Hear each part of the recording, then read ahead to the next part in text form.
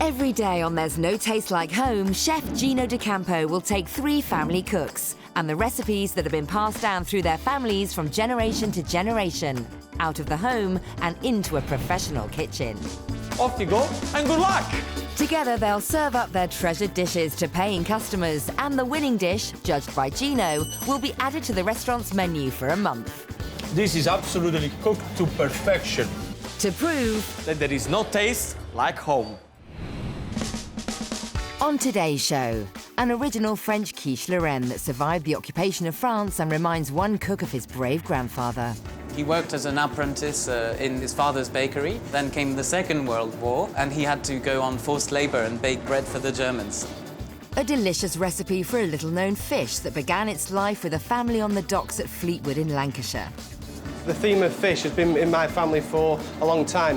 We're obsessed with fish. And a taste of yesteryear, steak and cow heel pie, a staple dish for a long line of straight-talking butchers. We like hearty, stocky food, something with a bit of thrust and power. You know, we don't eat lettuce leaves or anything like that.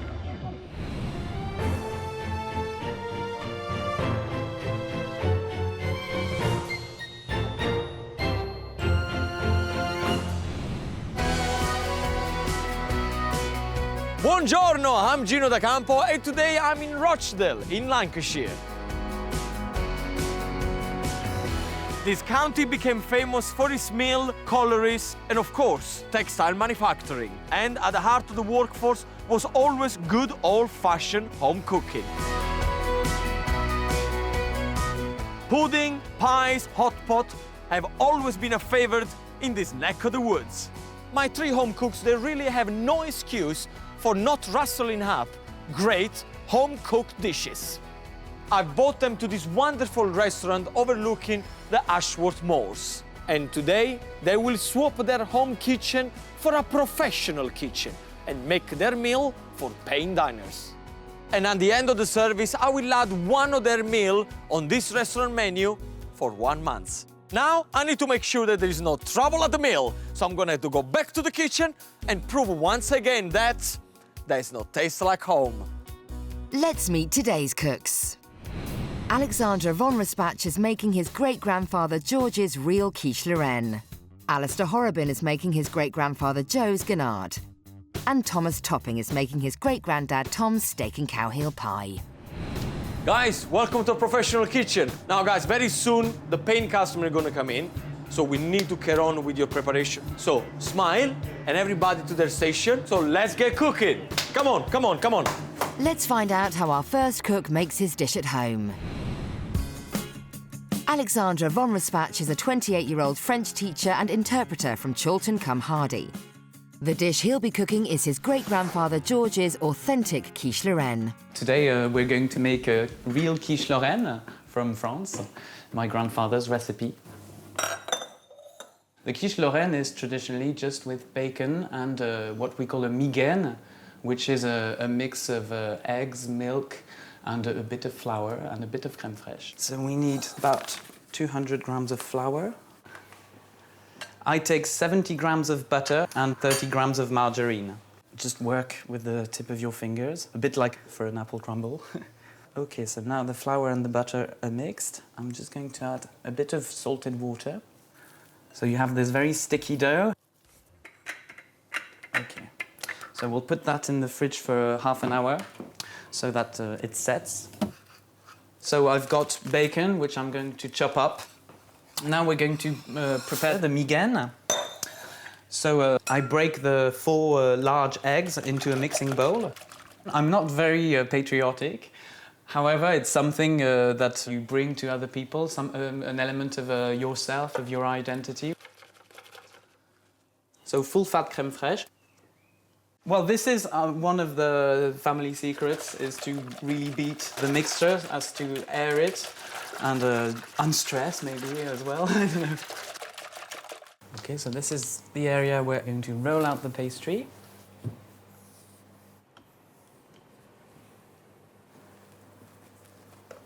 Okay, so now we get rid of the pastry we don't need. So we put the bacon first on the pastry. So this is what my grandpa does, and I don't think that's in any recipe book.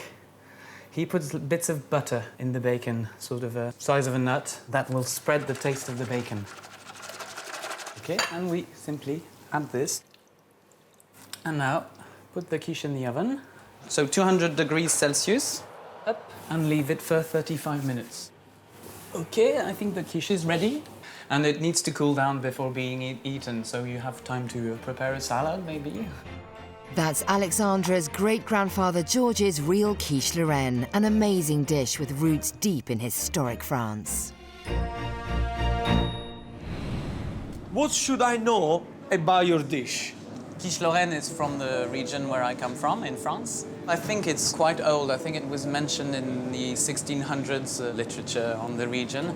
But in the family, it dates from my great-grandfather, George Sr., moved from Alsace, because at the time Alsace was part of Germany, so he didn't want to fight on the same side of the Germans. So he moved to France, and he settled as a baker in Lorraine just before the First World War. You're expected in a French bakery in that region to bake special dishes from the region, so including quiche Lorraine, tourte Lorraine, and pâté Lorrain, as well as bread, croissant, etc. And this is something my great-grandfather did, and my grandfather did as well, Georges von Rosbach. He worked as an apprentice in his father's bakery. Then came the Second World War, and he had to go on forced labor and bake bread for the Germans. And then when he came back, he married my grandmother, and she was pregnant with my dad, so he had to find a job that earned money. So he did a different job, and I think he was probably sick of baking bread as well in those circumstances.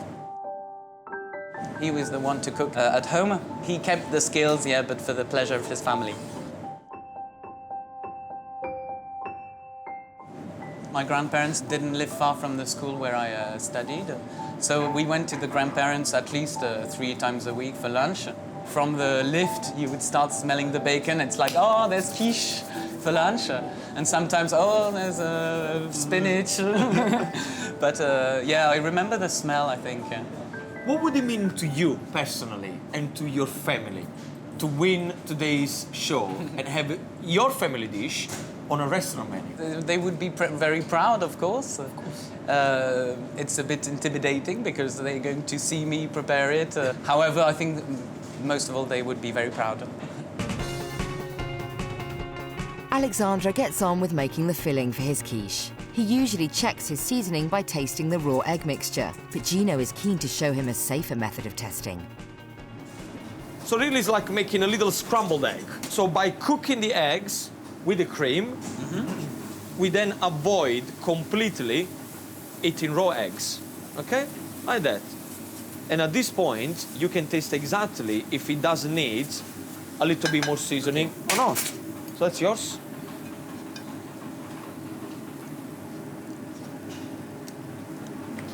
I know what you're going to say.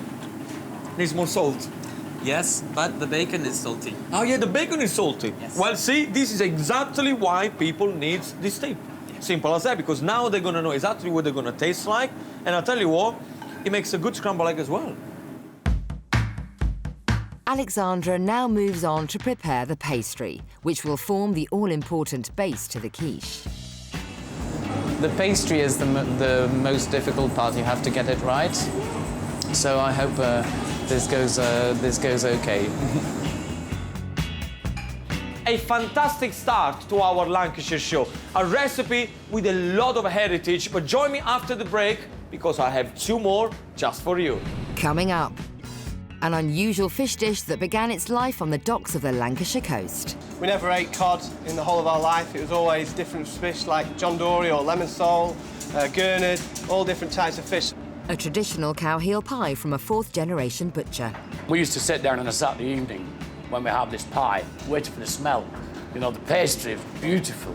The kitchen gets busy during service. Okay, 3 fish, 2 pies. Right, chef. 1 quiche. And one of our cooks starts to feel the pressure. Tell me total, tell me total. 6 in total. There we go, thank you.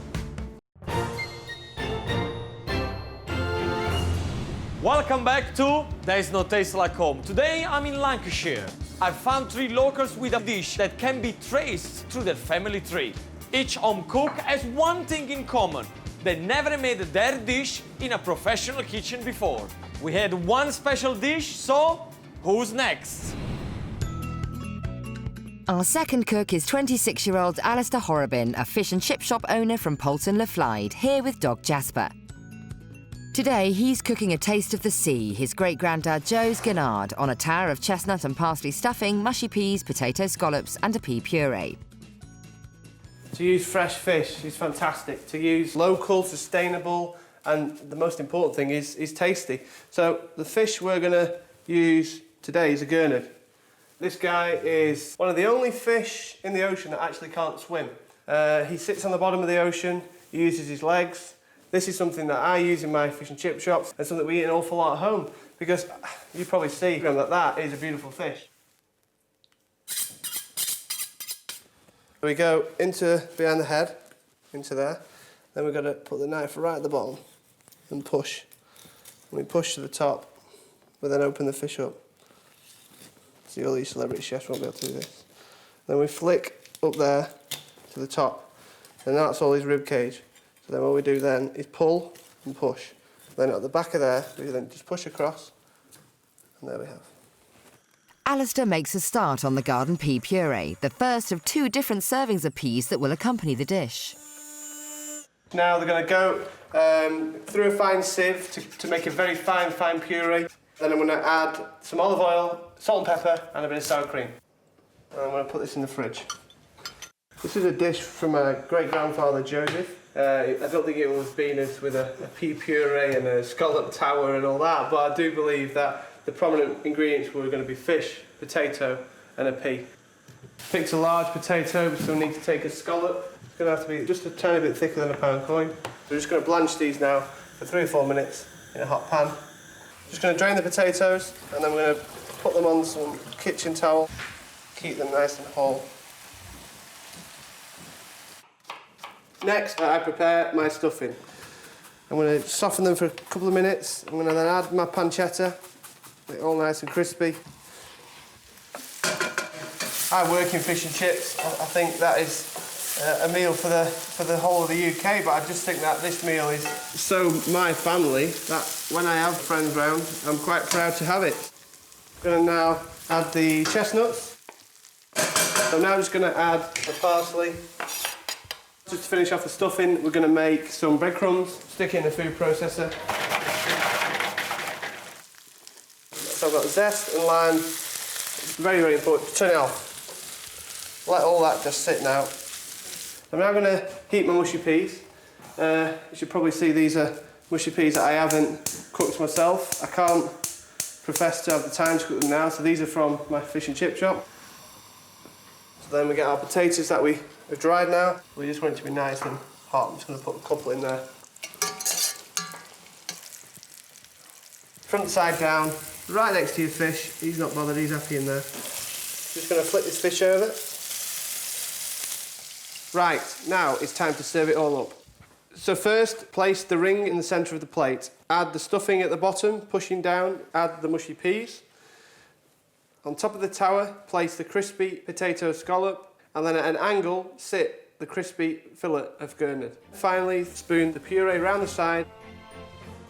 That's Alistair's great-granddad Joe's Gannard on a tower of chestnut and parsley stuffing, mushy peas, potato scallops and pea puree. So, Alistair, tell me about your dish. The theme of fish has been in my family for a long time. We're obsessed with fish. My great-grandfather Joe, approximately 90, 100 years ago, began the dish. He was a box maker who made boxes for fish, so he loved fish. Then my grandfather Stanley, he was in the army as a chef. He was given fish on Friday, similar to my great-granddad. He loved all the cheap cuts of fish. He loved the hake flaps, he loved the cod cheeks, he loved the loin. He didn't really want the fillet of fish, so he loved playing around and doing things that other people wouldn't experiment with.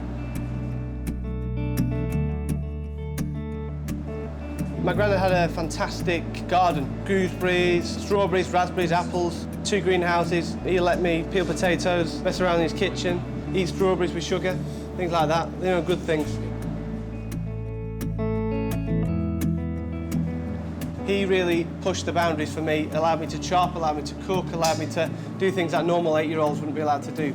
He was your teacher, Yeah, really. my teacher. He taught me not to cut my knuckles, cut across the knuckles. He taught me every aspect of baking, making apple pie, apple strudels. So, yeah, Wow. he was a fantastic guy. So tell me about the memory when you were a little boy. We lived in Fleetwood, which is close to the Fleetwood port, when my father was a fish merchant. So you've got to remember that my father would work long hours, early mornings, trying to buy fish, smells fish, brings fish home. We never ate cod in the whole of our life. It was always different fish like John Dory or lemon sole, gurnard, all different types of fish. So this dish of fish has always been part of what we eat on a Friday because as a fish family, we always eat fish 2-3 times a week. It was a fantastic time to be a kid.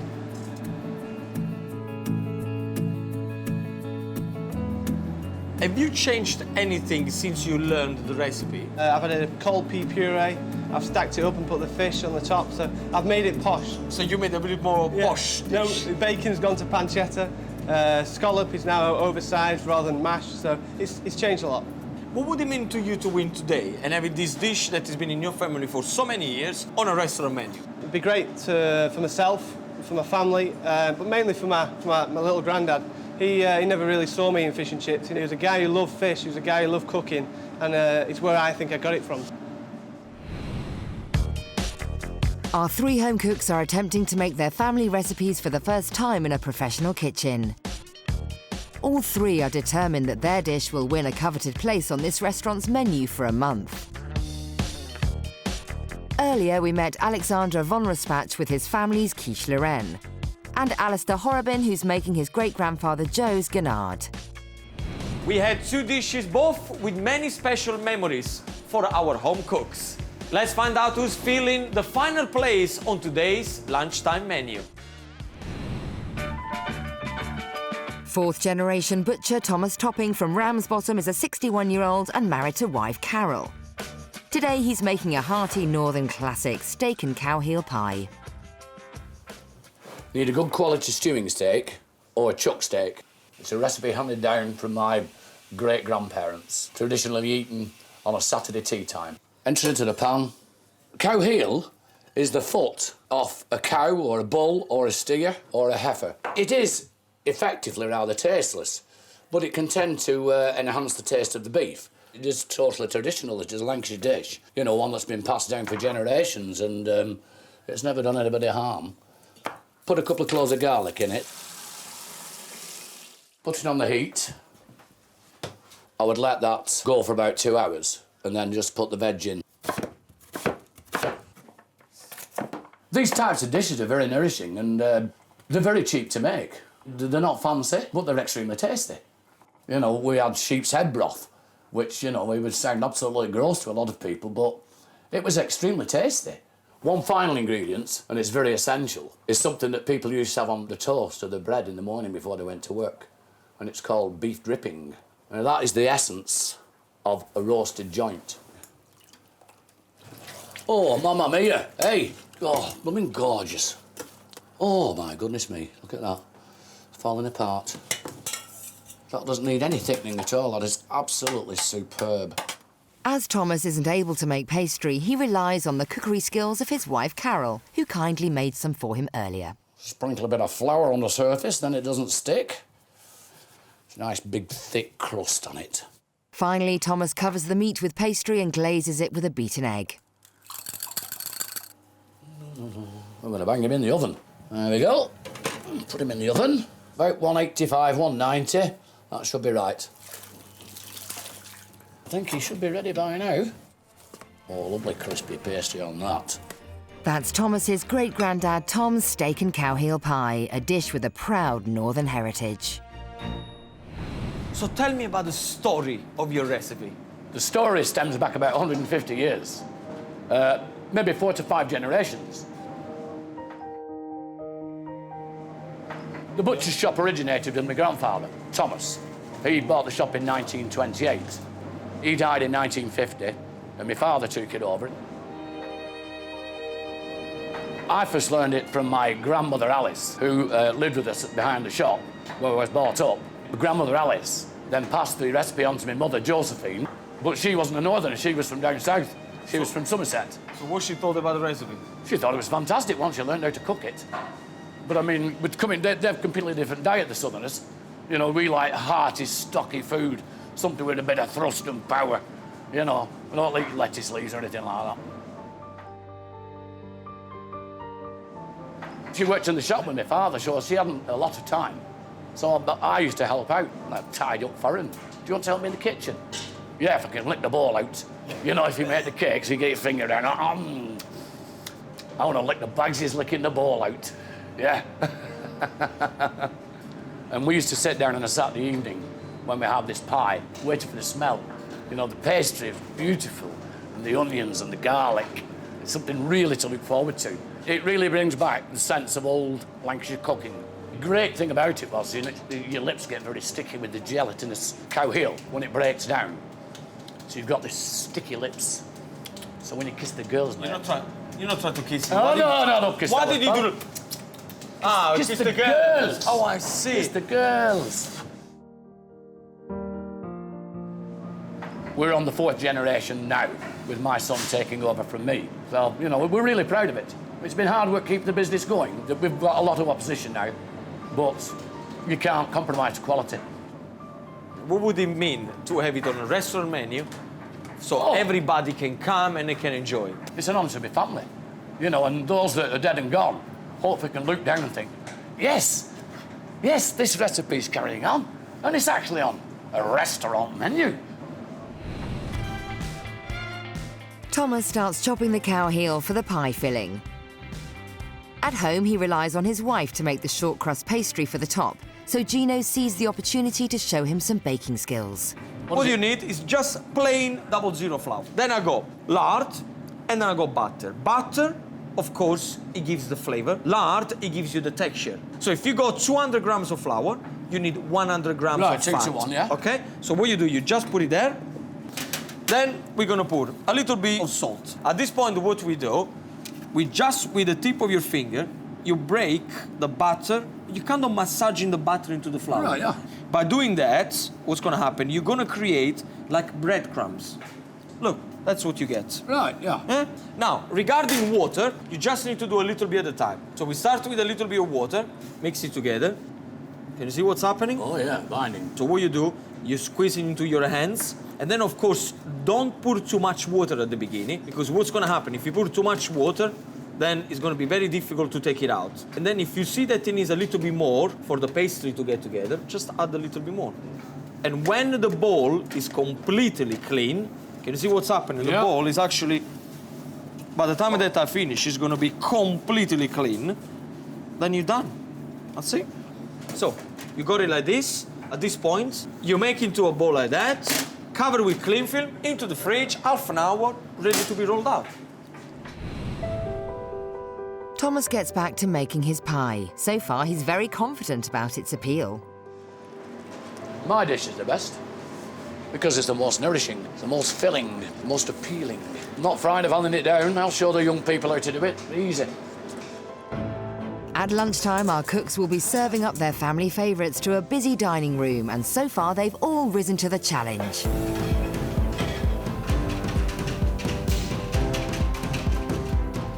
Alexandra has prepared his migaine, a mixture of eggs, milk and creme fraiche that he'll combine with lardons. Could this French cook be a chef in the making? It's great to cook in a professional kitchen because there's everything. The only thing I couldn't find before was a fork. Alistair has prepared the grenade and is blitzing garden peas for the puree. Even though he has the most complicated dish of the three cooks, everything seems to be under control. Just gonna make sure this is refrigerated, chilled out, prep's really enough done now, so yeah, no, happy. And Tommy's steak and cow heel pie is on track and doing exactly what it's supposed to do. I can feel the stickiness now of the cow heel that's breaking down, and it's sort of infusing itself into the beef. A lot of people wouldn't even know it was in.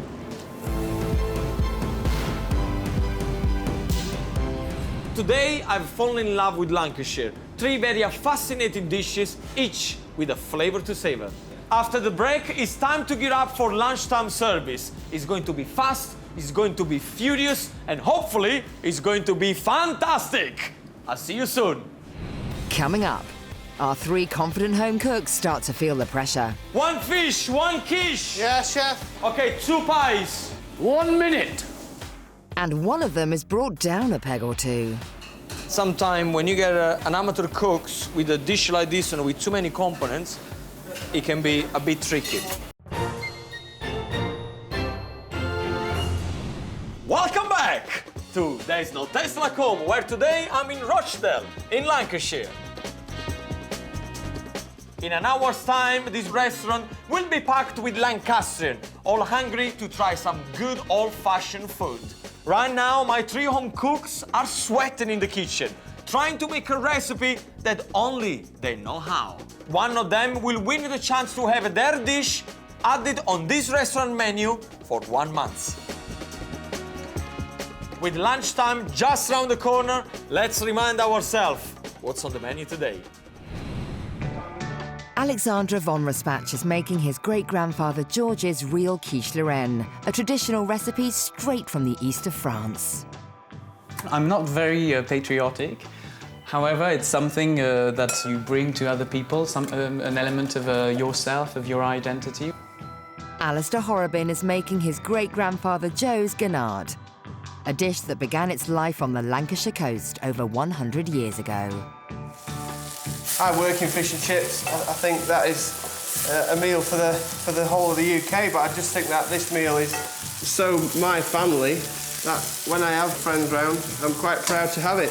And Thomas Topping is making his great-granddad Tom's steak and cow heel pie, a recipe that's been passed down a long line of straight-talking Lancashire butchers. It is totally traditional. It is a Lancashire dish. You know, one that's been passed down for generations, and it's never done anybody harm.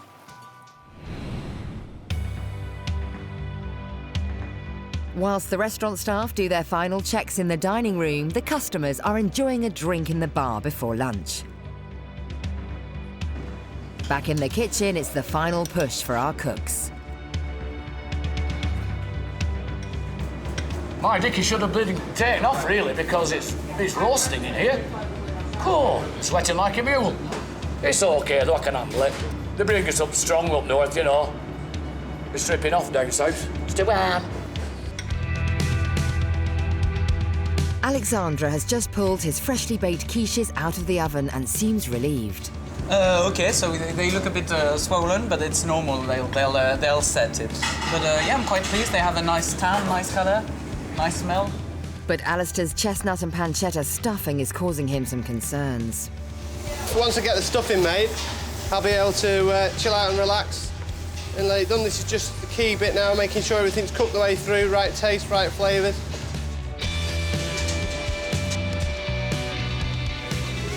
So, Tommy, tell me, where are you with your preparation? Oh, I'm well in front here now. I've got my pie crust on. I've got the steak and cow heel and the... Oh, that's nice. Why do you put this on top like that? Oh, decoration, poetic license. All of a sudden, all creative. So what are you going to do? I'm going to put a bit of wash on like this. Yeah? So just to give them a nice golden colour. Golden colour. So everything is going to be ready for service, right? Yeah, as long as you're not going to let me down. As long as they put the oven on.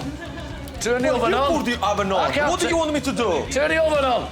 So Alex, everything okay? Well, we can't seem to get the vinaigrette right. But that's English, French mustard.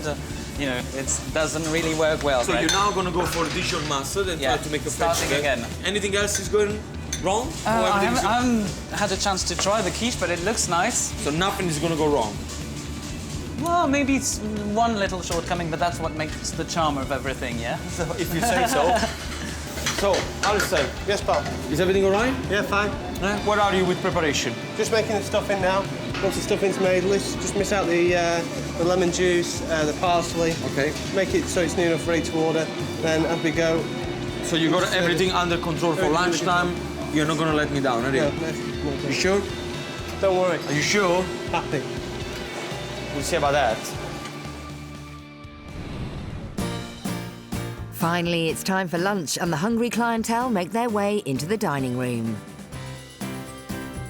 This top-notch countryside restaurant is full of Lancashire diners who expect nothing but the best. Our three home cooks have a job on their hands to impress. Steak and cow heel pie, because that was my granddad's favourite and he always talked about it and I never had the guts to cook it, so it'd be nice to try it. The cow heel pie with its sticky lips, it's not something I'm going to put myself through. I'm going to try the quiche because he's saying that it's going to be better than anything I've tried before, so we'll just have to see. So while the diners eagerly await their lunch, Gino prepares to run the pass during service. As head chef, he will oversee the quality and presentation of each dish before it leaves the kitchen. With minutes to go, Gino asks the cooks to plate up their dishes and present them to him for tasting. First up is Alexandra's quiche Lorraine. I'm sure it's going to be beautiful. I really hope it's going to be all nice and moist in the middle, like it should be. I have to admit, I'm a big fan of simple flavor, well put together. So, can't wait.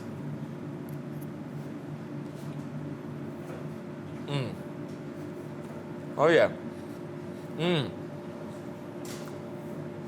Creme fraiche, very delicate.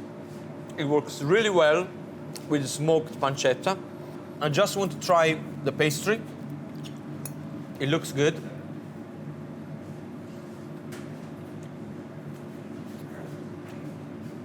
Very good. I like it. I like it a lot.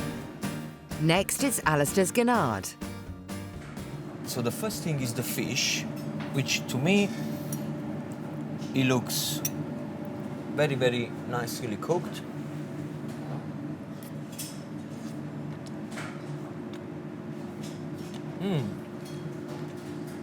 You really get the fresh flavor from the fish. Perfectly cooked because it's not overdone, so it's nice and flaky in your mouth. A lot of moisture inside. I never thought that I would put chestnuts with fish, but somehow, when you put it all together, it kind of works, which I like it. And finally, Tommy's steak and cow heel pie.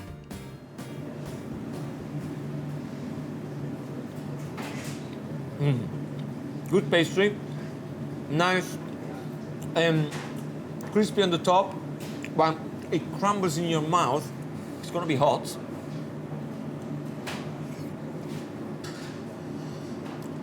Beautiful gravy, nice and powerful. Could we have done a little bit more with decoration?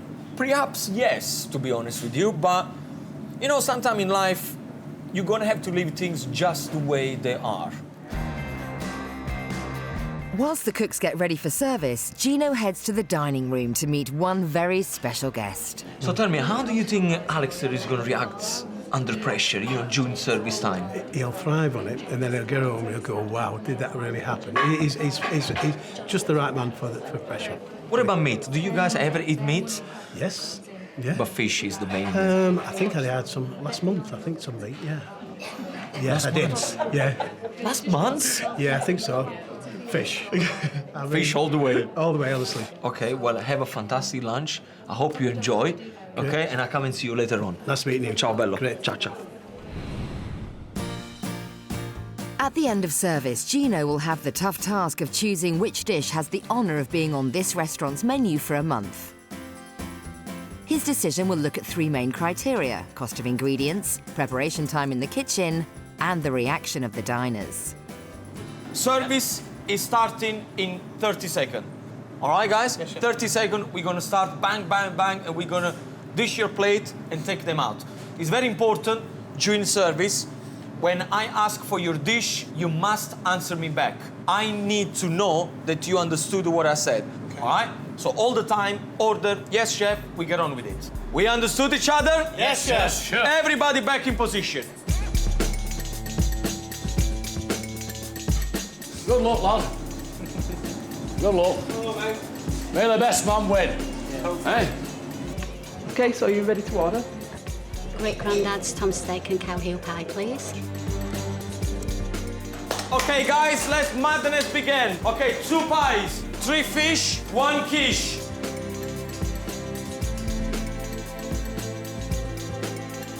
Two more fishes. Can I have 2 pies? Right, chef. Okay, can I have 1 quiche?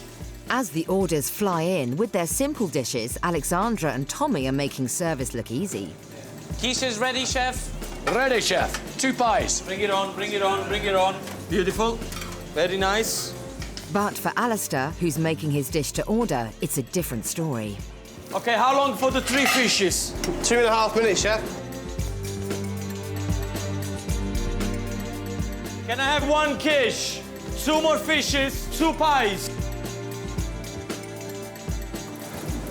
1 quiche, chef. Okay, let me tell you exactly where we are at the moment. Alex, very cool, very easy dish to prepare. And he's coming in whenever I asked him, which is spot on. You really realize how quick you have to be, and it's a lot of pressure, I think, to work in a kitchen. 2 pies! 1 minute. Tommy's putting everything together. I don't think I'm going to have a problem with him during service because it's quite straightforward. In the oven, when it's ready, take it out. Right, chef. Look at that. Fantastico. Easy peasy. Do it still on my head. 1 fish, 1 quiche. Yeah, chef. With a rush of orders on for the fish, Okay, 2 pies, 3 fish, 1 quiche. Alistair starts to panic. Tell me total, tell me Do total. me 6 in total. There we go, thank you, chef.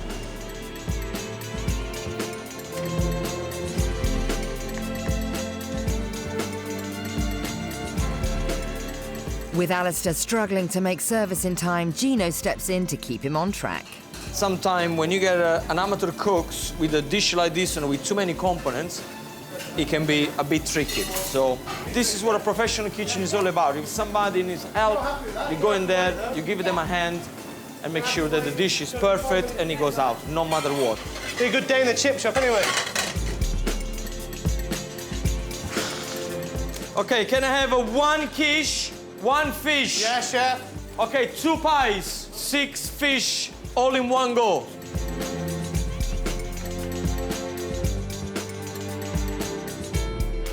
Quiche is ready, chef. Good man, good man.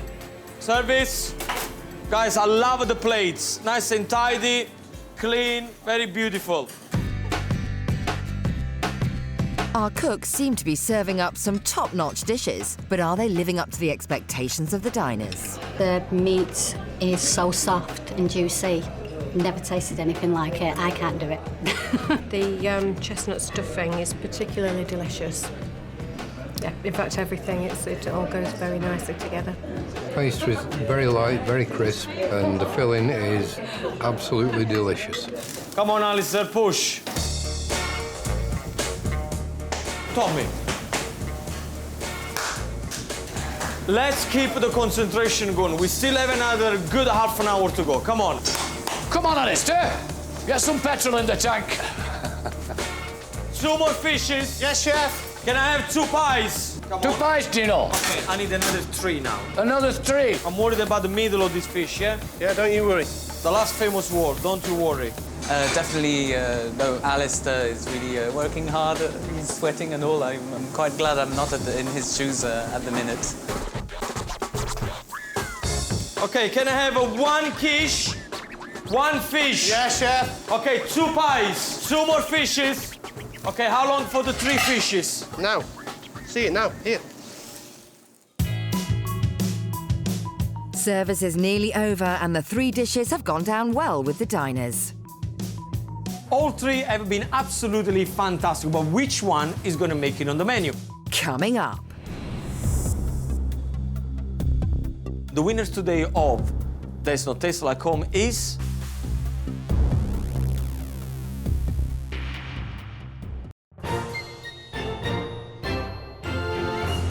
$30, Bella. 30, 3-0, 2 fishes. Chef Gino D'Acampo is on a mission to prove there's no taste like home. Guys, the last orders are coming through. Come on, one more push, one more push. Okay, guys, 2 pies, table number 5. He's found 3 home cooks with 3 historic family recipes. Together, they've taken over a restaurant in Rochdale, Lancashire. It's a full house, and as a result, the kitchen's been inundated with orders. And our 3 home cooks have more than risen to the challenge. Okay, can I have 1 quiche? 3 fish? Have you got 1 pie? 1 minute. 2 more fishes. 6 fish left altogether now, Gino. Come on, guys, push it. 1 quiche, chef. Nearly there. The chefs are keeping up with the flow of service, and it seems making some lucky diners very happy. I think it's a feast. I think it's gorgeous. I can't believe my son's done this. It's brilliant. Delicious. Pastry is nice and light, not too heavy, and it's a good combination of steak and curry eel and vegetables. Very nice. Absolutely lovely, really nice. The rocket and the quiche goes together really well. Very nice. Okay, can I have 1 quiche, 2 pies? 1 quiche, chef. Service is nearly over and the cooks are all hoping Gino will choose their dish as the winner and secure a place on this restaurant's menu for a month. We are on the last table. Okay, can I have 3 fish, 1 quiche? Yes, chef. Guys, well done. Thank you very much. We finished service. That was the last Thanks table. for your help. All right. How do you feel? Tired. That's good.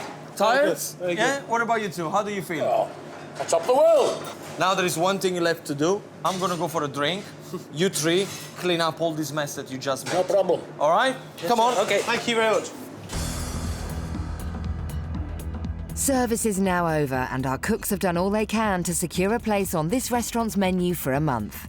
It's now up to the diners, Damien, the front-of-house manager, and Andrew, the head chef, to help Gino make his difficult decision.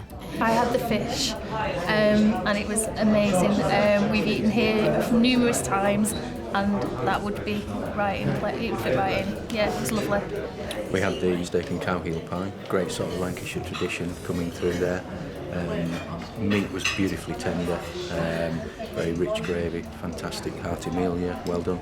Bacon's not overcooked, and the quiche is very nice, very pleasant, yeah. Well, they seem to have enjoyed them, but which dish will Gino pick? Will it be Alexandre von Raspach with his great-grandfather George's real quiche Lorraine? What would it mean to you personally and to your family to win today's show and have your family dish on a restaurant menu? It's a bit intimidating because they're going to see me prepare it. However, I think most of all they would be very proud. Or will Alistair Horrobin win with his great-grandfather Joe's Gannard? It'd be great for myself, for my family, but mainly for my little granddad. He was a guy who loved fish, he was a guy who loved cooking, and it's where I think I got it from. Or can Thomas Topping make the grade with his great-granddad Tom's steak and cow heel pie? It's an honour to my family, you know, and those that are dead and gone, hopefully can look down and think, yes, this recipe's carrying on, and it's actually on a restaurant menu. It's now time to welcome the cooks into the restaurants to find out which heritage dish will win a place on the menu.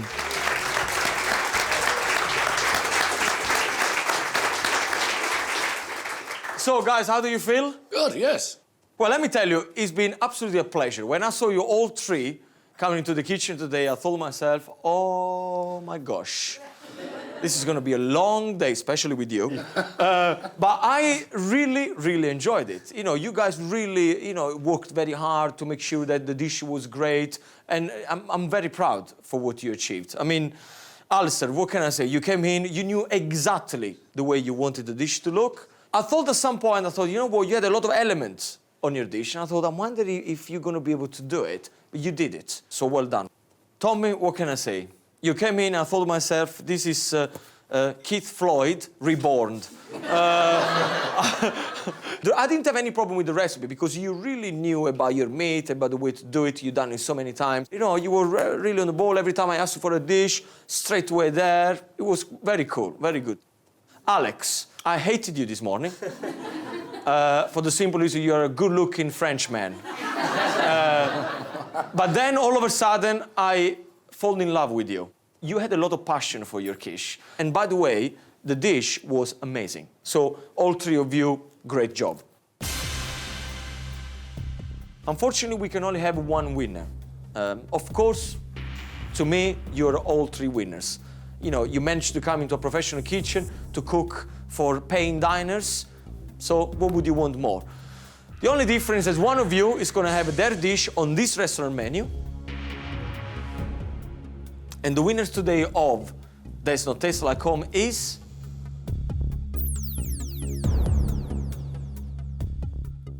Alistair with the fish. Well done. Well done. Well done. Well done. Well done. Well done. Well done, guys. Well done. Well done. Well done. So, Claude.